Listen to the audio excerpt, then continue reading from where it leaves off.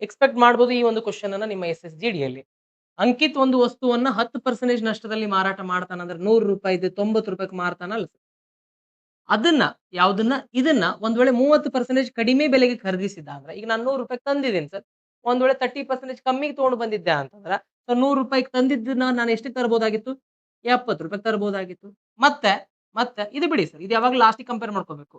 ಇದನ್ನ ಬಿಟ್ವಿ ಅಂದ್ರೆ ಮತ್ತೇನ್ ಹೇಳ್ತಾರ? ಹಂಗ್ ಮಾಡಿದ್ದ ಅಂದ್ರೆ ಅವನಿಗೆ ಎಷ್ಟು ಪರ್ಸೆಂಟ್ ಲಾಭ ಆಗ್ತಿತ್ತು? 10% ಲಾಭ ಆಗ್ತಿತ್ತು. ಸರ್ ಹಾಗಿದ್ರೆ ₹70 ತಂದೀನಿ 10% ಲಾಭ ಅಂದ್ರೆ 70ರ 10% ₹7 ಅಂದ್ರೆ ₹7 ಲಾಭ ಆಗ್ತಿತ್ತು ಅಂದ್ರೆ ಎಷ್ಟಕ್ಕೆ ಮಾರ್ತಿದ್ದಿ? ₹77.